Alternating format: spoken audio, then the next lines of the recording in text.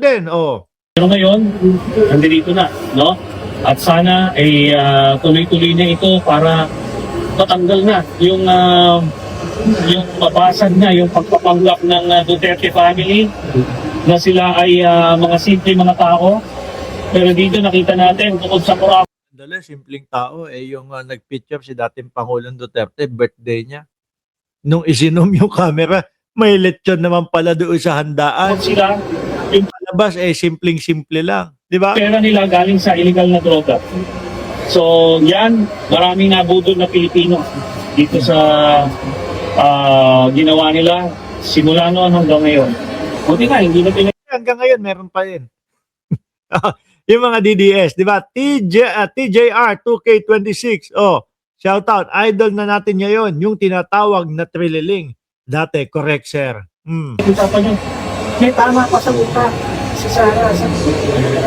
Ayaw, alam natin, marunong tayo manglapis ng tao. Alam natin kung sino yung nasa tamang mag-iisip o hindi. Hindi, ako din ho, mga kababayan. Pagpasensyahan nyo na po, Vice Presidente, ha. Kasi ganun na din ang tingin ko kay Vice Presidente, para pong may topak. No? Parang may topak, mga kababayan. Biruin mo, doon sa mga press conference, etc. Kung ano-ano, putol ulo, tapon bangkay, o hukay bangkay, tapon bangkay. Di ba, mga bossing?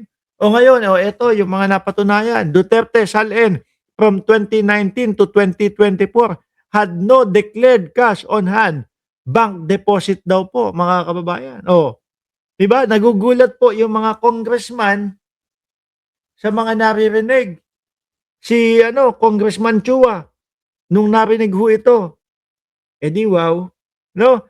Siguro kasi, mga kababayan, nung panahon ng ang dating Pangulong Duterte, yung nakaupo, walang tanungan portion, walang etc., walang kung ano-ano po. Doon sila nasanay. Kaso ngayon, dito kay Pangulong Bongbong Marcos, lahat uusisain. Walang kamag-anak, walang kaibigan, walang ka-unitim. O, di ba? Lahat uusisain. Kaya ang dami pong nabibigla na mga politiko at wala silang ibang magawa kung hindi po pababain si Pangulong Bongbong Marcos dahil alam nila in future time masasapul sila. Di ba? Sa Singapore, sa Singapore talagang malinis mga kababayan. Walang mga korap, no? Ayan, tanungin niyo ho yung pinsang ko.